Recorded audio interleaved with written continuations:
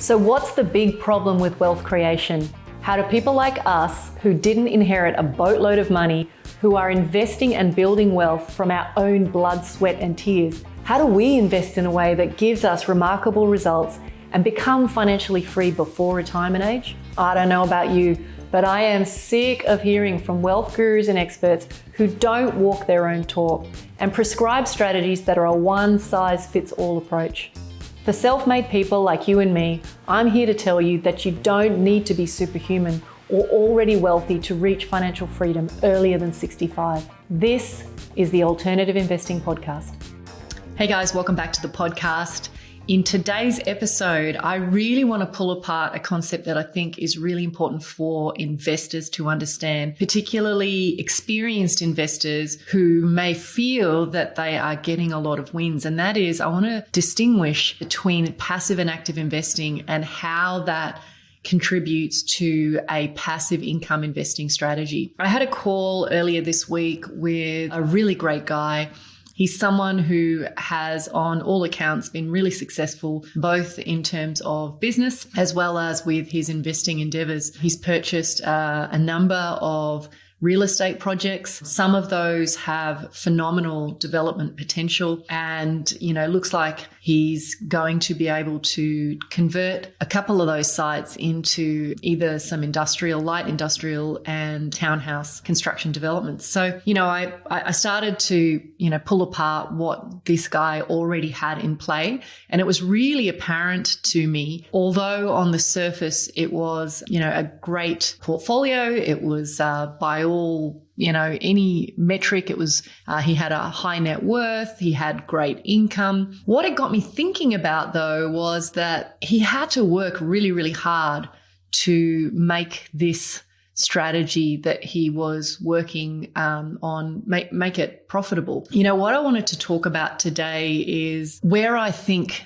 investors not so much go wrong, but need to be aware and transition as their net worth grows and as their portfolio grows. There's no question that when you start out as an investor, it's really important that you recognize that there's an element of hustle. You've got to get out there. You've got to trawl the net. You've got to talk to people. You've got to find the diamonds in the rough. You've got to find the exceptional deals. Now, of course, in modern society, we have these amazing things called buyer's agents, and that's all, really helpful and, can certainly shortcut things. There's obviously consultants.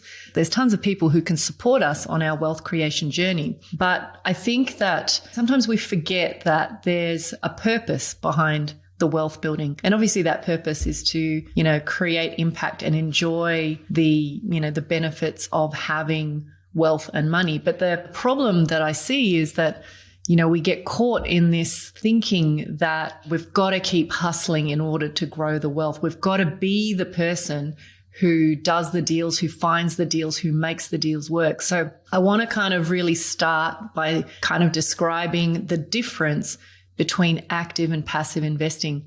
So you can be an amazingly successful investor as an active investor. And what that actually means is that you have to find those deals yourself. You have to make sure you run the numbers properly. You have to spend the sweat equity making the deal work. You have to run it from start to finish. You have to find the tradies, the consultants, the advisors who are going to help you put that deal together. You have to deal with the tenants and toilets. And there's nothing wrong with that strategy. There's nothing wrong with that approach. What I'm suggesting to you though is at some point you need to be aware of why you're doing those deals in the first place. And if you have the idea that you're creating wealth in order to at some point convert it into a passive income, you have to, as part of your plan, decide what that point of time is, what that capital base needs to be, and then to start to transition into what I call passive investing. Now, obviously, passive investing is almost the polar opposite of everything I've just described. It's about aligning with those people who can, supply you with opportunity to find deals so that you can participate in deals at the highest level, but you don't have to find the deals. You don't have to run the numbers. You don't have to put the sweat equity in to make those deals work. You don't have to manage projects day to day. You certainly don't have to go out and find the trades and the other consultants required to make the deal work. And most of all, you guys will have heard me say this over and over, you don't have to deal with those tenants and toilets. And when you can start to hold investments where you are in the highest level of power, meaning, you control the deal, you have direct control over the asset, you are aligned with people who have a really narrow, deep focus on a specific asset class and strategy. They have a proven track record. Like, and trust them. You have high confidence about what the downside protection on that deal is, what all the multiple exit strategies are.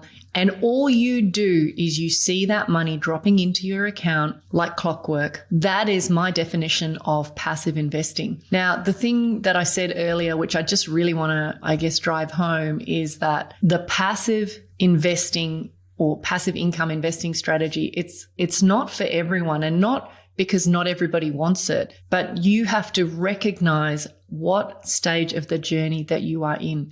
If you are a successful business owner with a relatively high net worth and you are really looking to put that parallel independent stream of income in place, then the passive income investing strategy is definitely one to transition to. Now, what does that mean? It means that it's probably not a fit for those of you who are still building capital, who are earlier in your wealth creation journey. The exception to that, and I have talked about this before, is perhaps those people who are basically operating cash cows with their business and have the ability to recognize that if they allocate dividends towards this passive investing income stream, that they can actually achieve financial freedom much sooner.